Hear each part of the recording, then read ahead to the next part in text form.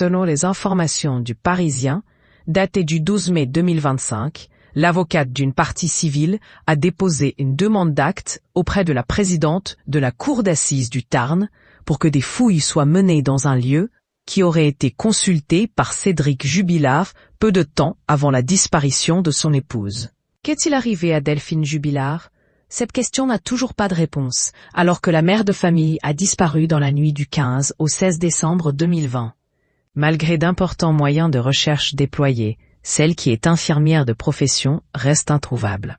6 mois plus tard, son mari, avec qui elle était en instance de séparation, Cédric Jubilard, a été mis en examen et placé en détention provisoire pour meurtre aggravé.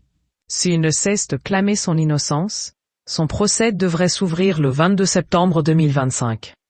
Alors qu'il n'y a ni aveu ni témoignage, maître Pauline Rongier, avocate de la partie civile, souhaite enfin obtenir des réponses. Selon elle, il est indispensable qu'un endroit soit particulièrement fouillé. Nos confrères du Parisien, lundi 12 mai 2025, révèlent que la femme de loi souhaite que la présidente de la cour d'assises du Tarn mandate un nouvel expert afin d'avoir un deuxième avis sur la fiabilité des données géographiques constatées. Pour rappel, lors de l'analyse du téléphone de Cédric Jubilard, il a été constaté que la nuit de la disparition de son épouse, à 3h21, même si l'appareil était éteint, il aurait borné dans une zone boisée et escarpée à l'extérieur du hameau de Cazoul, sur la commune de Mirandol-Bourguignac, Tarn, à 25 km de son domicile.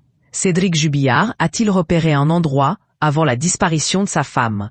Des coordonnées GPS très proches de ce lieu auraient également été relevées, toujours sur le téléphone portable du principal suspect dans cette affaire, le 15 décembre 2020, soit quelques heures avant que Delphine Jubilard disparaisse à 7 reprises entre 12h24 et 13h10.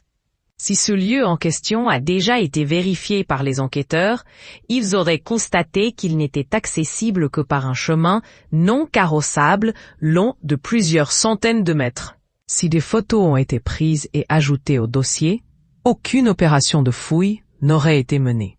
C'est pourquoi, pour maître Pauline Rongier, il faut que des recherches approfondies aient lieu dans cet endroit. De plus, la pénaliste parisienne a également demandé que Cédric Jubilard soit transporté sur les lieux à Mirandol-Bourguignac afin d'analyser ses réactions et peut-être parvenir à le faire parler. Au rappel, Cédric Jubilard est présumé innocent des faits qui lui sont reprochés.